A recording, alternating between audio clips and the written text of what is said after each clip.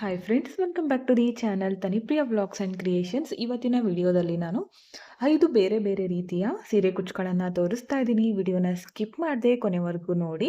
ಹಾಗೆ ಯಾರೆಲ್ಲ ಸಬ್ಸ್ಕ್ರೈಬ್ ಮಾಡ್ಕೊಳ್ಳದೆ ನೋಡ್ತಾ ಇದ್ದೀರಾ, ಚಾನಲನ್ನು ಸಬ್ಸ್ಕ್ರೈಬ್ ಮಾಡಿಕೊಂಡು ವಿಡಿಯೋಗಳನ್ನು ನೋಡಿ. ಮೊದಲು ಕುಚ್ಚು ತೋರಿಸೋದಕ್ಕಿಂತ ಮೊದಲು ಕುಚ್ಚನ್ನು ಹಾಕೋದಕ್ಕೆ ದಾರವನ್ನು ಯಾವ ಥರ ರೆಡಿ ಮಾಡೋದಂತ ತೋರಿಸ್ತಾ ಇದ್ದೀನಿ. ಈ ಥರ ಒಂದು ಬೋರ್ಡನ್ನು ತಗೊಂಡಿದ್ದೀನಿ. ನೀವು ರೈಟಿಂಗ್ ಪ್ಯಾಡ್ ಇರ್ಬೋದು, ಇಲ್ಲ ಅಂದರೆ ವೆಜಿಟೇಬಲ್ ಕಟ್ಟಿಂಗ್ ಬೋರ್ಡ್ ಇರುತ್ತಲ್ಲ ಅದಕ್ಕೂ ಕೂಡ ಸುತ್ಕೋಬೋದು. ಇಲ್ಲ ಒಂದು ಸೀರೆಗೆ ಪೂರ್ತಿಯಾಗಿ ಉದ್ದವಾಗೋಷ್ಟು ಬೇಕು ಅಂದರೆ ಕಾಲಿಂದ ಮಾಡೋದು ಯಾವ ಥರ ಅಂತ ತೋರಿಸಿದ್ದೀನಿ. ಬೇಕು ಅಂದರೆ ಲಿಂಕ್ ಅಂತ ಕಮೆಂಟ್ ಮಾಡಿ, ನಿಮಗೆ ಕಳಿಸ್ಕೊಡ್ತೀನಿ ಲಿಂಕನ್ನು. ನಾನಿಲ್ಲಿ 127 ದಾರ ಮಾಡ್ಕೋತೀನಿ. ಯಾವ ಥರ ಅಂತ ತೋರಿಸ್ತೀನಿ. ಹಾಗೆ ಇದನ್ನು ಸೂಜಿ ಒಳಗಡೆ ಪೋಣಿಸೋದು ಕೂಡ ಯಾವ ಥರ ಅಂತ ಕೇಳ್ತಾ ಇದ್ರಿ, ಅದನ್ನು ಕೂಡ ತೋರಿಸ್ತೀನಿ. ಎರಡೂ ಥರ ತೋರಿಸ್ತಾ ಇದ್ದೀನಿ ನಾನು. ಸೂಜಿಯನ್ನು ಬಳಸದೆ ಹಾಕೋದು ಯಾವ ಥರ, ಹಾಗೆ ಈ ಸೂಜಿಯನ್ನು ಬಳಸಿ ಹಾಕೋದು ಯಾವ ಥರ ಅಂತ. ಮೊದಲು ನೋಡಿ, ಈ ಥರ ದಾರವನ್ನು ಇಟ್ಕೊಂಡು ನಿಮಗೆ ಎಷ್ಟು ಎಳೆ ಬೇಕೋ ಅಷ್ಟೆಳೆ ಈ ಥರ ಸುತ್ತುತ್ತಾ ಬನ್ನಿ. 127 ಬೇಕಲ್ಲ, ಅದಕ್ಕೋಸ್ಕರ ನಾನು 60 ಸಲ ಸುತ್ಕೋತೀನಿ. ಯಾಕಂದರೆ ಸೂಜಿ ಒಳಗಡೆ ಪೋಣಿಸ್ಕೊಂಡು ಡಬಲ್ ಮಾಡಿಕೊಂಡಾಗ 127 ಆಗುತ್ತಲ್ಲ, ಅದಕ್ಕೋಸ್ಕರ 60 ಸಲ ನಾನು ಇವಾಗ ಇದನ್ನು ಸುತ್ಕೋತೀನಿ. ಈ ಥರ ಸುತ್ತುತ್ತಾ ಬನ್ನಿ. 60 ಸಲ ಸುತ್ಕೊಂಡಿದ್ದೀನಿ. ಇವಾಗ ಇದನ್ನು ಸಮವಾಗಿ ತಗೊಂಡು ಕಟ್ ಮಾಡ್ಕೊಳ್ಳಿ. ಅದಾದಮೇಲೆ ಇದನ್ನು ಈ ಥರ ಬಿಗ್ಗ ಇರುವಂತಹ ನೀಡಲನ್ನು ತಗೊಳ್ಳಿ. ಅದರ ಒಳಗಡೆ ಇದನ್ನು ಎಲ್ಲವನ್ನ ಈ ಥರ ನೀಟಾಗಿ ಹಾಕಬೇಕು. ಕೈಗೆ ಸ್ವಲ್ಪ ನೀರನ್ನು ಅದ್ಕೊಂಡು ಇದಕ್ಕೆ ಈ ಥರ ಮಾಡಿಕೊಂಡು ಒಂದೇ ಸಲಕ್ಕೆ ಇದರ ಒಳಗಡೆ ಹಾಕಿಬಿಟ್ರೆ ಸಲೀಸಾಗಿ ಹೋಗುತ್ತೆ. ಜಾಸ್ತಿ ದಪ್ಪ ಅಂದರೆ ಸ್ವಲ್ಪ ಹಾಕೋದು ಕಷ್ಟ. ನಾನಿಲ್ಲಿ ಬರೀ 127 ಹಾಕ್ತಾ ಇದ್ದೀನಲ್ಲ, ಅದಕ್ಕೋಸ್ಕರ ಈಸಿಯಾಗಿ ಬರುತ್ತೆ. ಆದರೂ ಕೂಡ ನೋಡಿ ಬಿಚ್ಕೊಂಡು ಬಿಡ್ತು. ಇನ್ನೊಂದು ಸಲ ನೀರನ್ನು ಹಚ್ಕೋತೀನಿ. ಈ ಥರ ಹಚ್ಕೊಂಡು ನೋಡಿ ಒಂದೇ ಸಲಕ್ಕೆ ಈ ಥರ ಮಾಡ್ಕೊಳ್ಳಿ.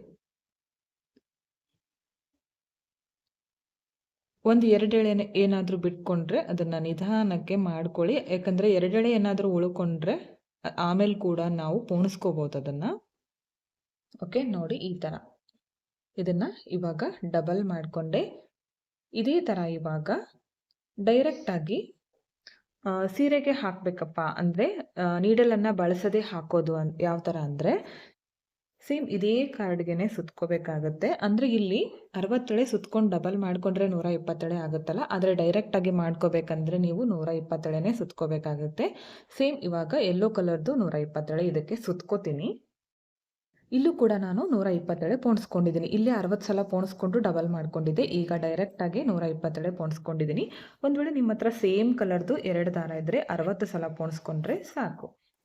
ಇವಾಗ ಇದು ಚೂಪಾಗಿ ಬೇಕಂದರೆ ಯಾವ ಥರ ಮಾಡೋದಂತ ತೋರಿಸ್ತೀನಿ. ಡೈರೆಕ್ಟಾಗಿ ಸೀರೆಗೆ ನಾವು ಕ್ರೋಶಾ ನೀಡಲಿಂದ ಹೋಲಾಕಿ ಮಾಡ್ಕೋತೀವಲ್ಲ, ಇದಕ್ಕೆ ನಾನು ಫ್ಯಾಬ್ರಿಕ್ ಗ್ಲೂವನ್ನು ಯೂಸ್ ಮಾಡ್ತಿದ್ದೀನಿ. ಇವಾಗ ಇದು ಇದೆಯಲ್ಲ, ಸ್ವಲ್ಪ ಹಿಂದೆ ಮುಂದೆ ಮಾಡ್ಕೊಳ್ಳಿ. ಥ್ರೆಡನ್ನು ಸ್ವಲ್ಪ ಹಿಂದೆ ಮುಂದೆ ಮಾಡಿಕೊಂಡು ಸ್ವಲ್ಪ ಗಮ್ಮನ್ನು ಹಚ್ಚಿ ಚೂಪಾಗಿ ಮಾಡ್ಕೋಬೇಕು. ಸೂಜಿಯಿಂದ ಬೇಡ, ಹೋಲ್ ಹಾಕಿ ಮಾಡ್ತೀವಂದರೆ ಈ ಥರ ಮಾಡ್ಕೊಳ್ಳಿ. ಇದು ಕಂಪ್ಲೀಟಾಗಿ ಒಣಗಿದಾಗ ಗಟ್ಟಿ ಆಗುತ್ತೆ ಇದು, ಆವಾಗ ಹಾಕ್ಕೊಳ್ಳಿ. ಹಾಗೆ ಡೈರೆಕ್ಟಾಗಿ ಹಚ್ಚಿದ ತಕ್ಷಣ ಇದು ಸೀರೆಗೆ ಹಾಕೋದಕ್ಕೆ ಬರೋದಿಲ್ಲ. ಒಣಗಬೇಕಿದು ಕಂಪ್ಲೀಟಾಗಿ. ನೀವು ಒಣಗಿದ ಮೇಲೆ ಇದನ್ನು ಯೂಸ್ ಮಾಡ್ಕೋಬೋದು.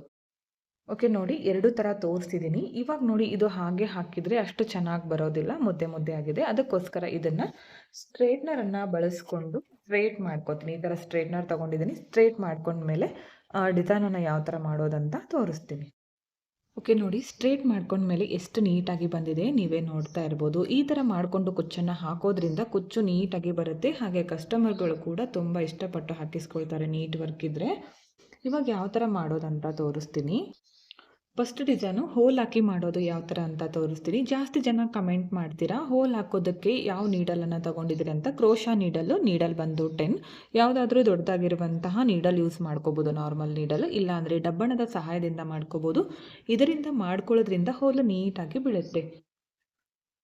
ನೀವು ಮೊದಲೇ ಮಾರ್ಕನ್ನು ಮಾಡಿ ಇಟ್ಕೋಬೋದು, ಇಲ್ಲಾಂದರೆ ಬೆರಳಳತೆಯಿಂದ ಕೂಡ ಮಾಡ್ಕೋಬೋದು. ಒಂದು ಡಿಸೈನು ಒಂದೇ ಥರ ಮಾಡಿ ತೋರಿಸ್ತೀನಿ ನೋಡಿ. ಈ ಥರ ಹೋಲನ್ನು ಹಾಕ್ಕೊಂಡ್ಮೇಲೆ ಈಗ ರೆಡಿ ಮಾಡ್ಕೊಂಡಿದ್ವಲ್ಲ, ಇದು ಕುಚ್ಚು ಕಂಪ್ಲೀಟಾಗಿ ಈಗ ಒಣಗಿದೆ. ಈ ಥರ ಚೂಪಾಗಿ ಮಾಡೋದ್ರಿಂದ ಸಲೀಸಾಗಿ ಈ ಥರ ಮೇಲ್ ಬರುತ್ತೆ. ಇದಕ್ಕೆ ನಾನಿವಾಗ ಒಂದು ರಿಂಗ್ ಬೀಡನ್ನು ಹಾಕ್ತಾ ಇದ್ದೀನಿ.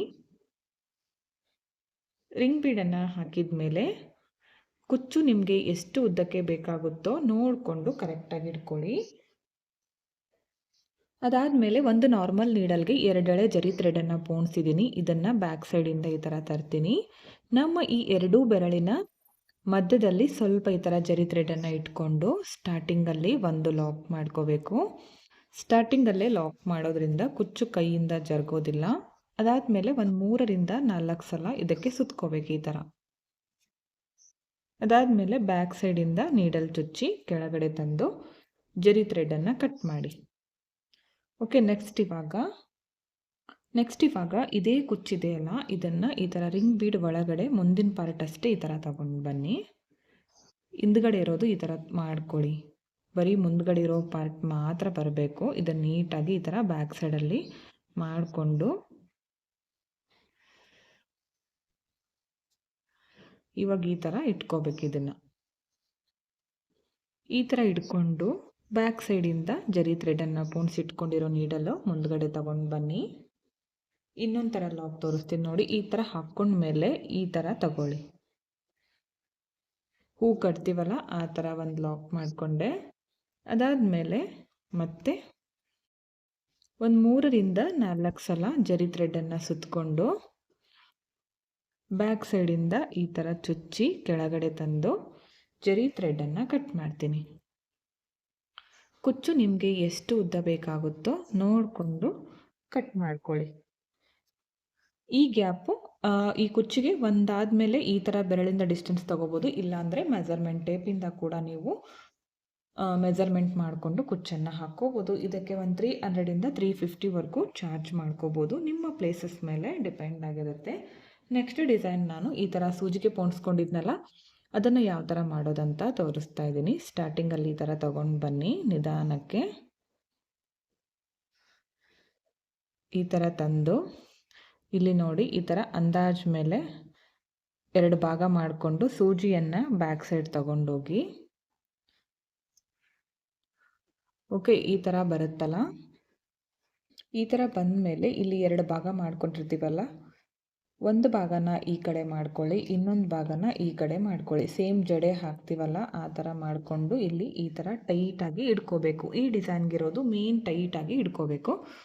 ಇವಾಗ ಜರಿ ಥ್ರೆಡನ್ನು ಈ ಥರ ನೀಡಲ್ ಬ್ಯಾಕ್ ಸೈಡಿಂದ ಮುಂದೆ ತಂದು ಸ್ಟಾರ್ಟಿಂಗಲ್ಲಿ ಒಂದು ಲಾಕ್ ಮಾಡ್ಕೊಳ್ಳೋಣ.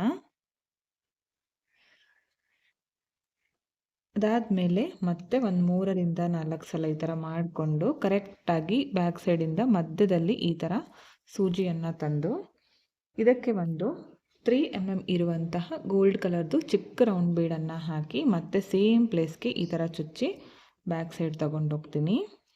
ಅದಾದಮೇಲೆ ಮತ್ತೆ ಇಲ್ಲಿ ಮುಂದ್ಗಡೆ ತಗೊಂಡು ಬಂದು 1-2 ಸಲ ಲಾಕ್ ಮಾಡ್ಕೊಳ್ಳಿ. ಯಾಕಂದರೆ ಡೈರೆಕ್ಟಾಗಿ ಕಟ್ ಮಾಡಿಕೊಂಡ್ರೆ ಬೀಡ್ ಬಿಚ್ಕೊಂಡ್ಬಿಡುತ್ತೆ.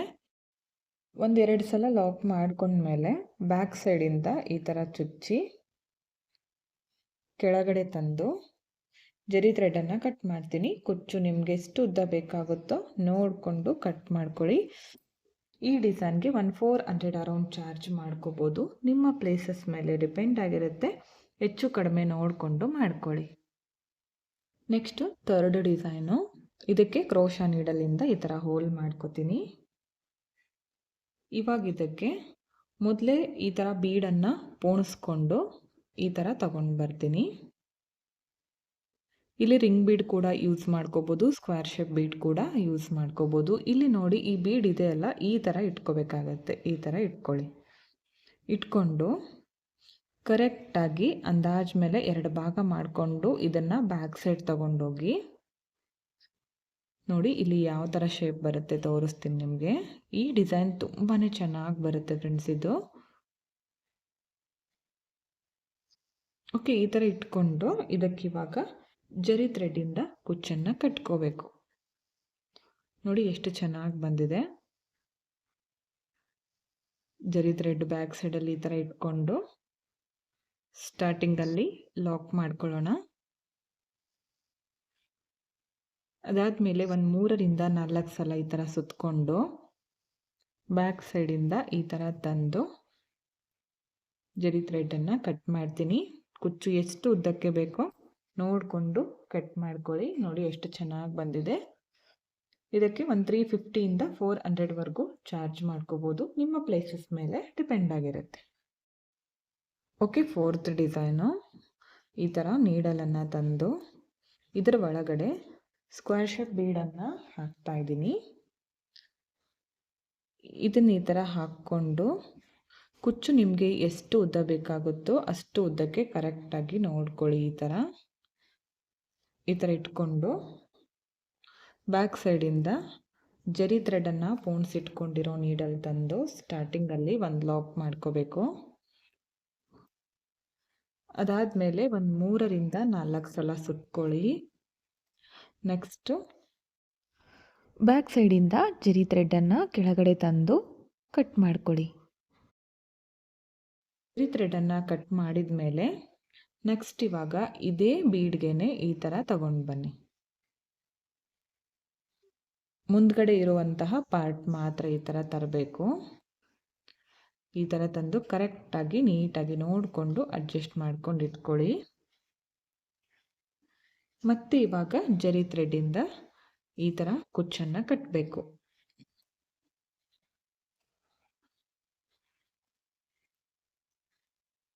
ಸ್ಟಾರ್ಟಿಂಗಲ್ಲಿ ಲಾಕ್ ಮಾಡ್ಕೋತೀನಿ. ಅದಾದಮೇಲೆ ಒಂದು 3ರಿಂದ 4 ಸಲ ಜರಿ ಥ್ರೆಡ್ಡು ಕುಚ್ಚಿಗೆ ಸುತ್ತಬೇಕು. ಅದಾದಮೇಲೆ ಬ್ಯಾಕ್ ಸೈಡಿಂದ ಈ ಥರ ಚುಚ್ಚಿ ಕೆಳಗಡೆ ತಂದು ಜರಿ ಥ್ರೆಡನ್ನು ಕಟ್ ಮಾಡ್ತೀನಿ. ಕುಚ್ಚು ಉದ್ದ ಎಷ್ಟು ಬೇಕಾಗುತ್ತೋ ನೋಡಿಕೊಂಡು ಕಟ್ ಮಾಡ್ಕೊಳ್ಳಿ. ನೋಡಿ ಎಷ್ಟು ಚೆನ್ನಾಗಿ ಬಂದಿದೆ. ಇದಕ್ಕೆ ಒಂದು 350 ಅರೌಂಡ್ ಚಾರ್ಜ್ ಮಾಡ್ಕೋಬೋದು. ನೆಕ್ಸ್ಟು 5th ಡಿಸೈನ್ಗೆ ಈ ಥರ ಹೋಲ್ ಹಾಕ್ತಾ ಇದ್ದೀನಿ. ರೆಡಿ ಮಾಡ್ಕೊಂಡಿರುವಂತಹ ಕುಚ್ಚು ಬ್ಯಾಕ್ ಸೈಡಿಂದ ಈ ಥರ ತಗೊಂಡು ಬಂದು ಇದಕ್ಕೆ ಒಂದು ಈ ಥರ ಬೀಡನ್ನು ಹಾಕ್ತಾ ಇದ್ದೀನಿ. ಇದನ್ನು ಹಾಕಿದ ಮೇಲೆ ಕುಚ್ಚು ನಿಮಗೆ ಎಷ್ಟು ಉದ್ದ ಬೇಕಾಗುತ್ತೋ ನೋಡಿಕೊಂಡು ಟೈಟಾಗಿ ಇಟ್ಕೊಳ್ಳಿ. ಅದಾದಮೇಲೆ ಬ್ಯಾಕ್ ಸೈಡಿಂದ ಈ ಥರ ನೀಡಲ್ ತಂದು ಸ್ಟಾರ್ಟಿಂಗಲ್ಲಿ ಲಾಕ್ ಮಾಡ್ಕೋಬೇಕು. ಅದಾದಮೇಲೆ ಒಂದು 3ರಿಂದ 4 ಸಲ ಜರಿ ಥ್ರೆಡ್ಡು ಕುಚ್ಚಿಗೆ ಸುತ್ಕೊಳ್ಳೋಣ. ನೆಕ್ಸ್ಟು ಬ್ಯಾಕ್ ಸೈಡಿಂದ ಈ ಥರ ಚುಚ್ಚಿ ಕೆಳಗಡೆ ತಂದು ಜರಿ ಥ್ರೆಡ್ಡನ್ನು ಕಟ್ ಮಾಡ್ಕೊಳ್ಳಿ. ಇಲ್ಲಾಂದರೆ ಒಟ್ಟಿಗೆ ಈ ಥರ ಕೂಡ ಕಟ್ ಮಾಡ್ಕೋಬೋದು. ನೋಡಿ ಎಷ್ಟು ಚೆನ್ನಾಗಿ ಬರುತ್ತೆ. ಇದಕ್ಕೆ ಒಂದು 300 ಅರೌಂಡ್ ಚಾರ್ಜ್ ಮಾಡ್ಕೋಬೋದು.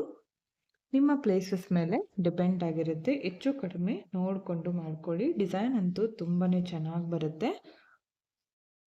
5 ಡಿಸೈನ್ಗಳು ತುಂಬಾ ಈಸಿಯಾಗಿ ಮಾಡ್ಕೊಳ್ಳೋದು ಯಾವ ಥರ ಅಂತ ತೋರಿಸ್ಕೊಟ್ಟಿದ್ದೀನಿ. ನಿಮಗೂ ಕೂಡ ಇಷ್ಟ ಆಯಿತು ಅಂತ ತಿಳ್ಕೊಂಡಿದ್ದೀನಿ. ಈ ಎಲ್ಲ ಡಿಸೈನ್ಗಳಿಗೂ ಒಂದು 250 300ವರೆಗೂ ಚಾರ್ಜ್ ಮಾಡ್ಕೋಬೋದು. ನಿಮ್ಮ ಪ್ಲೇಸಸ್ ಮೇಲೆ ಡಿಪೆಂಡ್ ಆಗಿರುತ್ತೆ. ಹೆಚ್ಚು ಕಡಿಮೆ ನೋಡಿಕೊಂಡು ಮಾಡ್ಕೊಳ್ಳಿ. ಇಷ್ಟ ಅಂತ ಹೇಳೋಕ್ಕಾಗಲ್ಲ. ನಿಮಗೂ ಕೂಡ ಇಷ್ಟ ಆಯಿತು ಅನ್ಕೋತೀನಿ. ಇಷ್ಟ ಆಗಿದ್ರೆ ಒಂದು ಲೈಕ್ ಕೊಡೋದನ್ನು ಮರಿಬೇಡಿ. ಹಾಗೆ ಫ್ರೆಂಡ್ಸ್ಗಳಿಗೆ ಶೇರ್ ಮಾಡಿ. ಹಾಗೆ ಸಬ್ಸ್ಕ್ರೈಬ್ ಮಾಡ್ಕೊಳ್ಳದೆ ನೋಡ್ತಾ ಇದ್ದರೆ ಚಾನಲನ್ನು ಸಬ್ಸ್ಕ್ರೈಬ್ ಮಾಡಿಕೊಂಡು ವಿಡಿಯೋಗಳನ್ನು ನೋಡಿ.